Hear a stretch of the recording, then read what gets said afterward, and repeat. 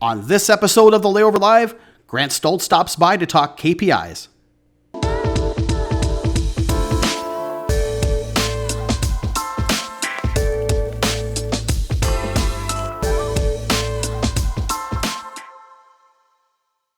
Hello, everyone, and welcome to episode 151 of the Layover Live, where we bring you the top article from the Layover each week.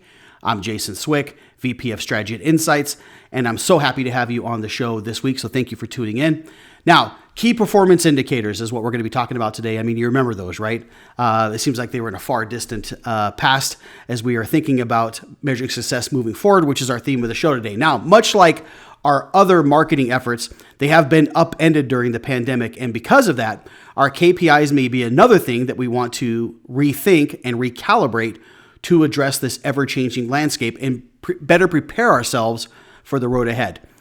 Now, look, many of the metrics that we've tracked and measured before are still going to be important, and they're certainly going to play a role in how we measure success moving forward. Things like organic traffic lift and ad clicks and partner referrals, conversions, all of those things. But now may be the time to audit those and rethink our overall approach. Now, our article of the week this week comes from Avinash Kaushik. If you are familiar with him, he's got a great blog that he puts out. He's one of the leaders in analytics in the space. And his article really provides some tricks and tips to really level up your analytics game. So here to discuss doing just some of that, I've got Grant Stoltz, which is a friend of the show, our strategic analyst here at Simpleview. So Grant, welcome back to the show, buddy. Good to see you. Yeah, likewise, Jason. Thanks for having me. It's been a while, but glad to be back. It has. I'm missing my buddy, right? I love having you here, man. So I'm glad that we got you back on to talk about analytics and KPIs. And so for DMOs, listen, with everything that's happening, there's definitely opportunities abound everywhere. But we can assure one of those most important things coming into this recovery, as it's this tale of two halves this year, is going to be the ability to easily evangelize and measure how marketing activities are adding value to a DMO's stakeholders as well as their communities. So Grant, I want to just jump right into this because I think this is an important thing as we're talking about ways to help DMOs over the course of this last month, right? We started off beginning of January talking about trends and things to think about moving forward, some tools that were available to DMOs out there through things like Google's Insights Hub, and we had Evan on to talk about that. We talked about data privacy with Eric Rankin. We had also Paul McLeod come on and talk about some updates that were coming to Google Analytics in the way of GA4. And then we had Ben on recently to talk about some changes that are happening on the Apple and Facebook side of the house as it relates to iOS 14, which is going to be happening in the coming weeks. And so having you on now to start talking about, okay, great, we got all those things. How do we stitch together and measure success is a topic I think is really, really important. And there's been a lot of talk, it seems like lately. They've led a lot of blog posts on FocusWire and other places talking about KPIs, especially with recovery, as I talked about, right around the corner. And so now may be a good time for marketers to revisit those metrics. So maybe you can just hop right into that and maybe let those folks know out there why now might be a good time to start maybe doing a KPI audit. Yeah, there's a lot going on right now, to say the least, in the world. And really, I think, now is an excellent time for a couple reasons. The first of which, of course, being the ongoing global pandemic that we're in. For better or for worse, we're in the midst of it. Almost coming up on the 1 year anniversary of it. So really now is potentially a good time too to revisit your KPIs in that aspect, to sort of reframe them in the lens of the pandemic and how that's changed not only your visitor economy, but also your local economy as well, and how maybe you interact with your local partners and stakeholders. So I think that's a big reason right there alone. Not to mention too that it's the beginning of the year, and most times, we want to have our KPIs and goals set on some sort of recurring trend, so we can be able to compare year over year, month to month, even day over day potentially. So just by virtue of it being the beginning of a new year is prime time to be able to set goals for this calendar year, or potentially if you're on a fiscal year that maybe starts July 1, that might also be a great time to revisit your KPIs as well. But really, there's, with the sort of, again, beginning of the new year and also the pandemic changing everything from how our visitation looks to how we interact with stakeholders, now it definitely is a prime time to start looking at the sacred cows, as they were, of our KPIs we might have held in some good light previously to see, are they really still serving us now? Yeah, and those are all good things to think about as we're starting to prepare for this, right? And why now is a good time. If you look at everything that's happened with the pandemic, the fact that we're having to do a lot more with less now, having to better communicate all of this to our stakeholders and our communities and residents is now more important than ever. And it's something certainly that our team's gotten hit up a lot on lately is doing these KPI audits. Are we measuring the right things? What are the things we should be measuring moving forward? And it's not an easy question, right? I mean, we serve different pillars, right? So we have the tourism side of the house we have to think about. We also have to think about the meeting side of the house. And we have to think about stakeholder engagement side of the house. And then overall, how a DMO is measured. So it's not an easy thing to do for sure by any stretch of the imagination. But what are some things, Grant, maybe to consider when we're starting to do these audits or starting to set these KPIs? Maybe you can speak to that a little bit. Yeah, and like you said too, I think the biggest thing there is looking at the priorities of your organization. Just by virtue maybe of being partner funded, how your relationship with your local government also may come into play as well. What you've been tasked with from that perspective, really can all change what exactly you should be measuring. So there's no, like you said, one right answer of this is the single metric you should be measuring. I wish it was that simple so we could tell everyone that. But really it's, looking at how and what the tasks of your organization are, and then taking a step back and going, okay, how do we achieve those? I think the biggest thing looking at KPIs versus metrics is what Avinash references in his blog post as well, is looking at KPIs versus metrics.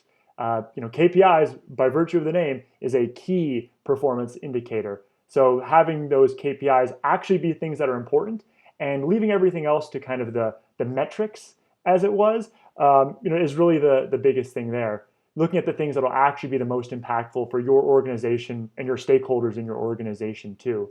But also too, at the same time, looking at what exactly is providing value to those KPIs. Again, so you can have these big numbers up at the top that are presented to your stakeholders, your board, your partners, what have you. And also too, then have some metrics on the internal side where you're measuring that may feed into these greater KPIs. So really what, one thing to consider might be, especially in light of, again, everything that's been happening over the last year or so, is looking at things we like to call composite metrics.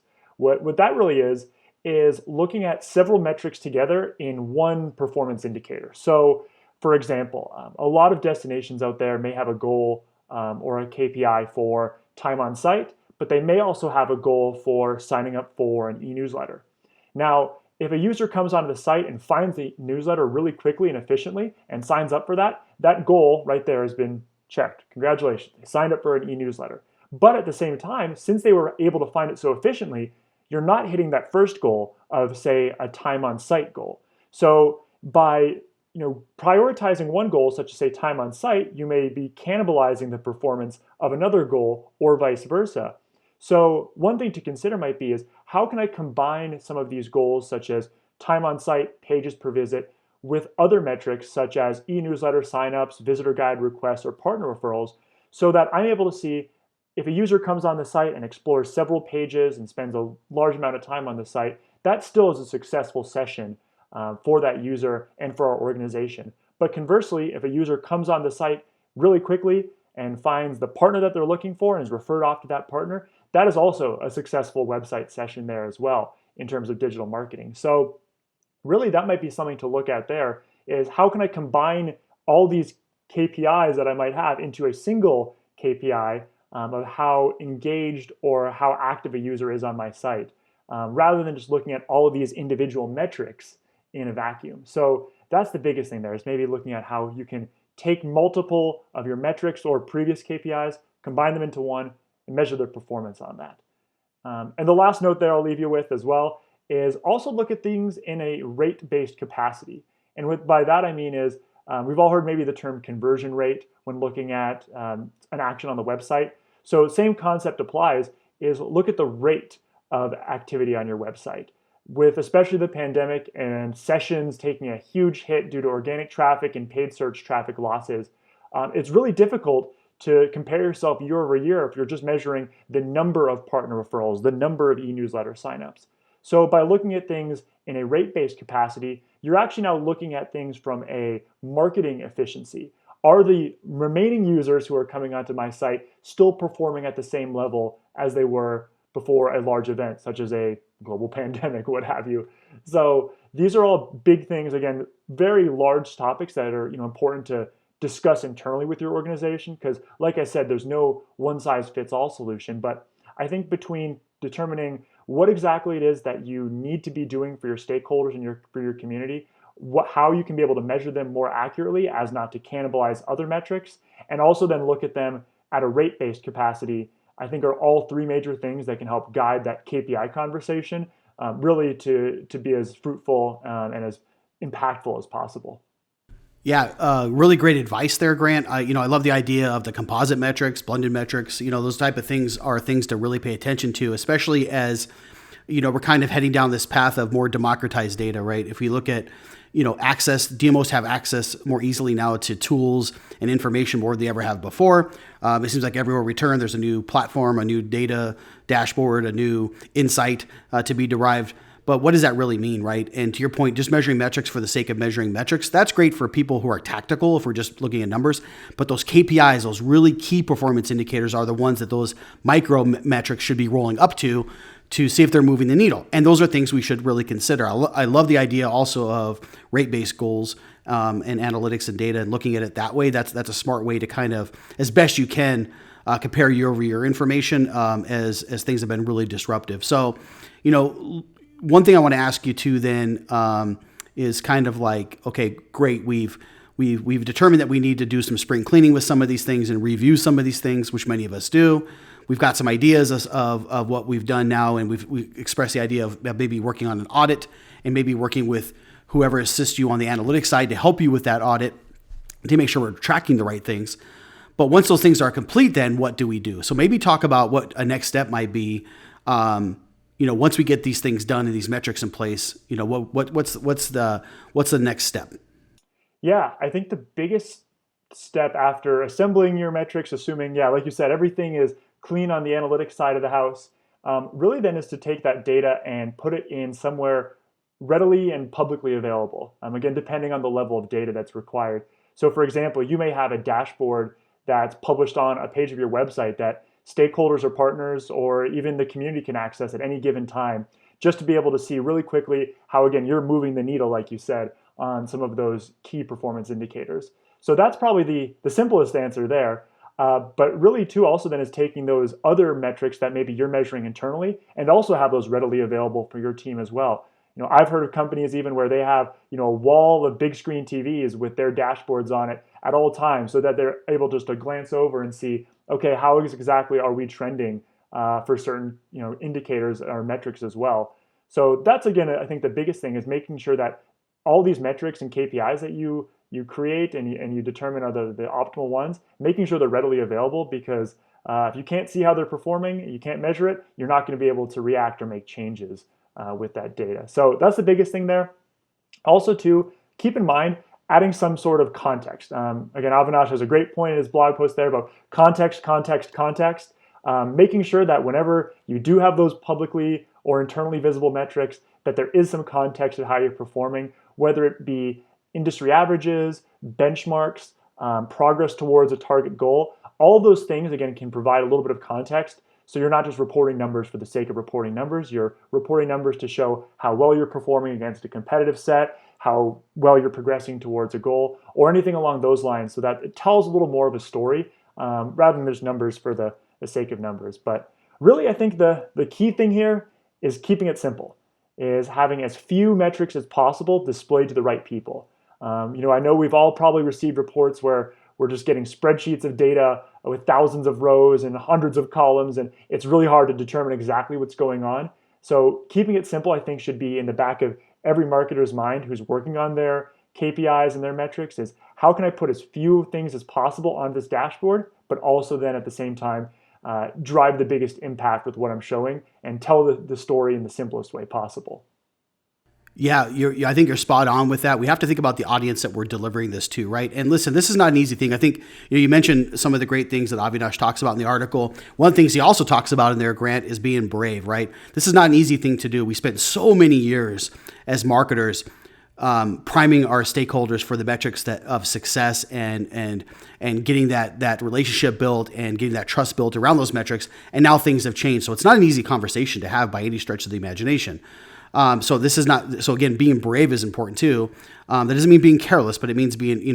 We might have to have some difficult conversations, things that we really put a lot of effort in and got behind a long time ago may not be the right things moving forward. And so you're spot on with that. And I like the idea of having putting these things into some simple format like a dashboard, right? And dashboards can become a convoluted mess. As you know, we work in this type of stuff all the time. So keeping it simple is important. So as we do those audits and we think about that visualization piece, right? We think about the metrics that we want to measure. And oftentimes those things come out of Google Analytics, but we should also then, might not be a bad idea to even do an audit around your tag manager, right? So if we look at, and why I say that is there's really three phases of this. And Google Analytics does all these things fairly well, but not it's really not meant to do all these things excellent, right? And let me explain that. Really, when we're trying to measure success, we need to collect data first and foremost, right? Make sure we're collecting the right things. We then need to store that data somewhere, and then we need to report on that data, right? That's how we typically need to do things. Now, Google Analytics can collect data, right? It can store that data, and it can certainly report, but it's not great at all those things. It's just okay at those things. Using things like Tag Manager, though, to collect data is really good at doing those things. So in addition to tracking your metrics, you also should look at Tag Manager and make sure you're tracking all of the things and collecting all of the data that you want. So you then can store that inside of Google Analytics so you're able to pull those metrics you want. And then when you're able to get everything you want inside of Google Analytics, creating those dashboards so that you can do the proper reporting in one simple place, right? And those three tools, whether it's Tag Manager and Google Analytics and Google Data Studio, which is kind of how we use things now, is the way to do it, or some other tool. Looking at your metrics doesn't mean just looking at analytics. You have to look across the whole ecosystem.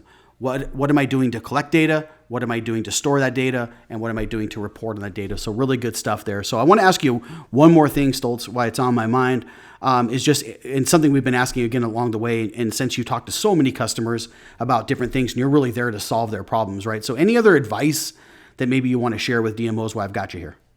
Yeah, I think I'll echo your sentiment, especially about removing or being brave with your metrics. Again, Avinash has a great quote in there that you want to be a ruthless killer of your metrics. And I would definitely echo that sentiment. I think, especially in a time when we're trying to find a good story to tell about our destinations, what exactly is going on in the world, I think by just simplifying things and having them down to exactly what we need to tell people, keeping them as simple as possible, is exactly what we need to do right now. And like you said, that may be an uncomfortable conversation to have with partners or stakeholders, but as long as the ethos is there, as long as the motivation for doing so is indeed one of progress and reporting things properly, rather than one of, say, hiding things behind a curtain and putting the dust under the dust bunnies under the bed, rather than letting the whole world see the cobwebs. That's probably what four analogies packed into one right there, but definitely holds true. I think that, like you said, be brave, be bold, and be a ruthless killer for your metrics, I think is the biggest thing. And last thing too, I'll leave you with as well, is like you just mentioned at the beginning, Jason, is every organization is different. Every organization has so many different priorities. We specifically here just today, we're mostly talking about digital marketing metrics, but like you said, the same methodology can indeed be applied to the other sides of destination or marketing organizations out there, such as meetings, such as stakeholder engagement. So really, again, I think take these methodologies that Avinash lays out in his blog post, especially the ones we talked about today, since they're incredibly relevant to destination marketing organizations. And then again, have those potentially uncomfortable conversations within your organization and start making some change and potentially, be the change that you can affect within your local community and your organization at large. So that'd be my task for all the listeners out there. Like I said, I know it's a bold one, but definitely one that is positive, and of course, like I mentioned, more timely than ever. So that's my big takeaways, I think, for all the destination marketers out there listening. Yeah, it's only a couple of things, Grant, but I think it's powerful, and I think I think you're really onto something there with not being afraid to remove things. Right, I think it's easy to kind of hoard data sometimes, and to not want to give something up. We find that with lots of clients at times. It is a challenge, especially for those we've been here for a long time. They've got so used to a certain report or a certain metric. They want, the fear of losing that does take being brave, and we have to consider those things, right? But now is the time to do it, and thinking about our KPIs for success is one thing we have to think about in this changing landscape. So, Grant, thanks for coming by and sharing your insights. I really appreciate it. Yeah, of course. Happy to be here. And happy to have you here as well, my friend. Hope to see you soon. And thanks for tuning in each and every week. If you're not subscribed, please do so now. We're also available on Spotify and iTunes if you want to consume us through audio podcasts. So thanks for tuning in, everyone. We'll see you next time, and have a great day.